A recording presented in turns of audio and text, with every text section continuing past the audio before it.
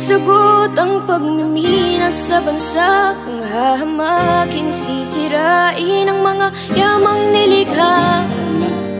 Maninindigan tayo at di hahayaang pagkakitaan, sisirain ang magagandang kalikasan. Marami na po mga mangingisda ang maapektuhan. Hindi lang mangingisda, pati ang mga tao dito po.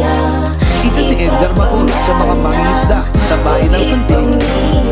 Luzon, Visayas at sa Mindanao, iba't ibang paniniwala at mga galaw. Pero may mga lugar ito na pwedeng matanaw, magaganda at mamamangha ka. Payapa na lugar at masaya ba, maayos na pangingisda at pagsasaka. Masaya na sa kunting natatamasa, pero nagbago ang lahat simula now. May mga biglang dumating, nakangiti at may balakbala na maitim. Papauna rin ng bansa kapalit ang pananim, mayaman sa Pinas kaya bundok ay bubungkalin. Magaling magsalita kaya lahat ay napaoo, sa sobrang talino binubobo mga tao. Napaikot ng lahat ng ganun lamang kadali, tulad ng pagpapaikot sa madaming salapi. Hindi sagot ang pagmimina sa bansa kung hahamakin, sisirain ang mga yamang nilikha. Maninindigan tayo at di hahayaang pagkakitaan, sisirain ang magagandang kalikasan. Ipapamana, huwag ipamina.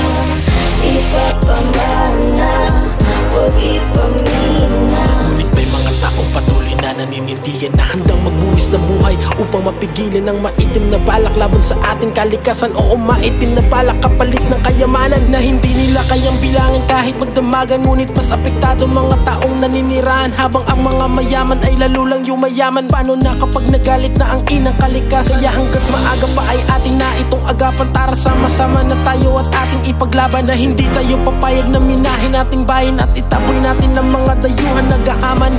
Ipapamana, huwag ipamina. Ipapamana, huwag ipamina. Hindi sagot ang pagmimina sa bansa kung hahamakin, sisirain ang mga yamang nilikha. Maninindigan tayo at di hahayaang pagkakitaan, sisirain ang magagandang kalikasan. Hindi sagot ang pagmimina sa bansa kung hahamakin, sisirain ang mga yamang nilikha.